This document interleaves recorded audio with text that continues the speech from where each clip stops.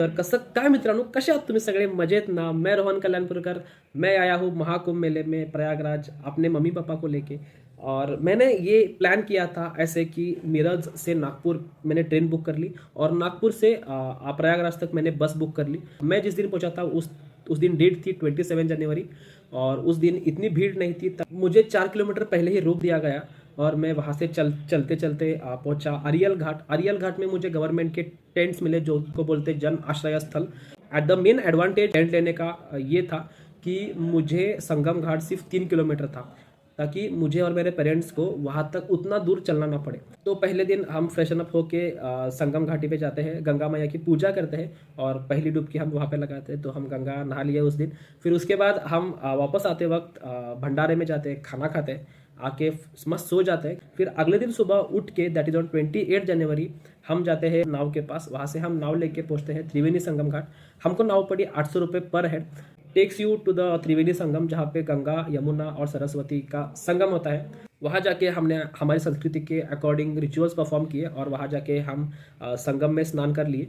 स्नान करने के बाद वापस हम बोट में बैठते हैं और वह मस्त व्यू एंजॉय करते करते हम पहुंच जाते हैं वापस हमारे टेंट के यहाँ। फिर टेंट में पहुंचने के बाद हम फ्रेश होते हैं, कपड़े वगैरह बदल लेते हैं और क्योंकि हमको जाना था उस पार दैट इज़ काली घाट की तरफ, क्योंकि वहाँ पे हमको बड़े हनुमान जी के दर्शन करने थे। बाद में नाग वासुकी मंदिर, अखाड़ा जहाँ पे सब नागा साधु रुके हुए हैं, वो सब हमको देखना था।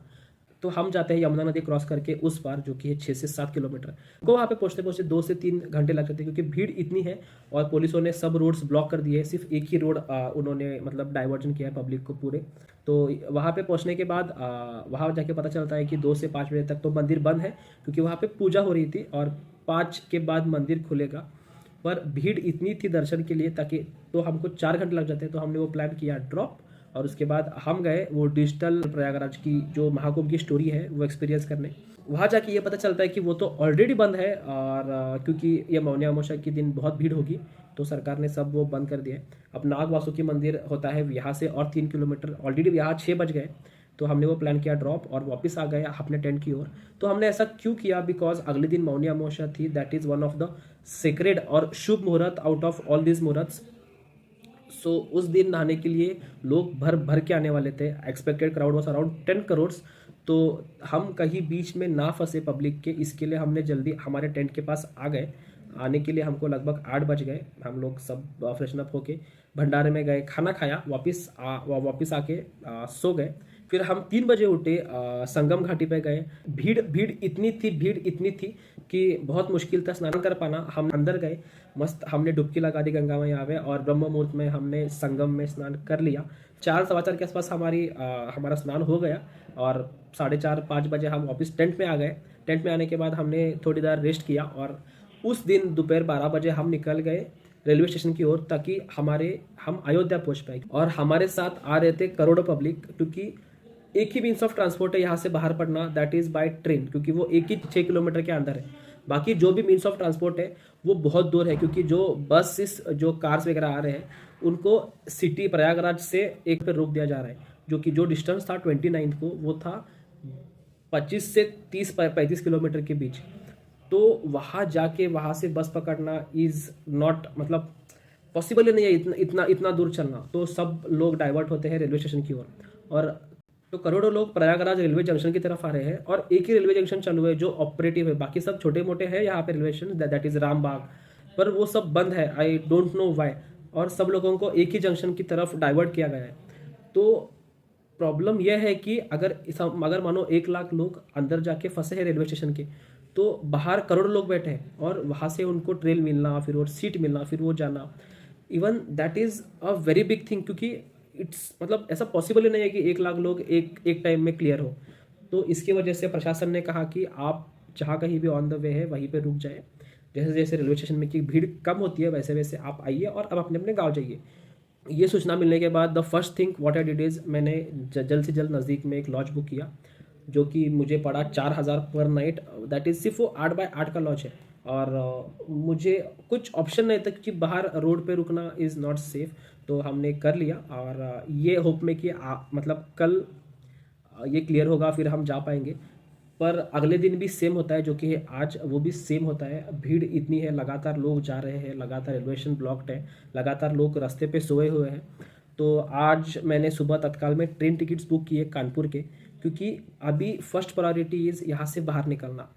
अभी मैं अगर यहाँ से नागपुर के टिकट्स बुक करता हूँ तो पिकअप पॉइंट मुझे यहाँ से 40 किलोमीटर दूर होगा, एंड इट्स नॉट फिजिबल कि मैं चलते वहाँ तक जाऊँ, या मैं मेरे पेरेंट्स को चलते वहाँ तक लेके जाऊँ, एंड वहाँ से I will board a bus to Nagpur. That is not feasible. तो फर्स्ट मेरे लिए प्रायोरिटी अभी यही है कि मैं प्रयागराज से बाहर निकलूँ। तो मुझे टिकट्स मिल गए आज तत्काल में कानपुर के लिए, तो मैं यहाँ से कानपुर जाऊँगा, जो कि है सिर्फ 4 से 5 घंटे का रास्ता। मुझे 3 AC टिकट्स मिल गए। तो कानपुर से मुझे बहुत सारे बसेस के ऑप्शंस हैं जो मुझे नागपुर पहुँचाएंगे, और नागपुर से मेरे टिकट्स ऑलरेडी बुकड है अब टूवर्ड्स मीरज, जो कि मुझे पुणे में ऑन द वे छोड़ देंगे। अब इस सब में I am seeing many of the videos जो गवर्नमेंट को क्रिटिसाइज़ कर रहे हैं, या व्यवस्था को क्रिटिसाइज़ कर रहे हैं, प्रशासन को क्रिटिसाइज़ कर रहे हैं।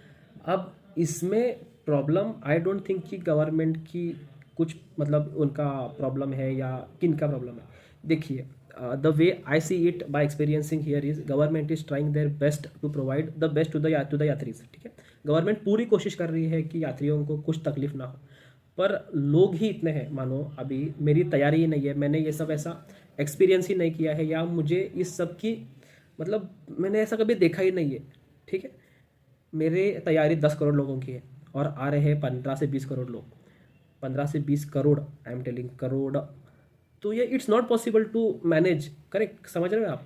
और अभी जो वो दुर्घटना हुई संगम घाट पे, वो 30 लोग मर गए, उसमें भी बहुत सारे लोगों के बहुत सारे ओपिनियंस हैं।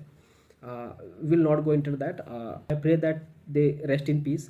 पर जो यहाँ की व्यवस्थाएं है वो बहुत अच्छी व्यवस्थाएं है। They are trying their best. साफ़ सफाई 10-10 मिनट पे साफ़ सफाई हो रही है। जो संगम से यहाँ तक का रास्ता है रेलवे स्टेशन का, ऑन द वे 20-20 फुट को एक स्टॉल लगे हैं, लोग फ्री में खाना बांट रहे हैं। And that is not only for 1 or 2 hour, लोग दिन रात फ्री में खाना बांट रहे हैं ताकि यात्रियों को कोई मुश्किल ना हो।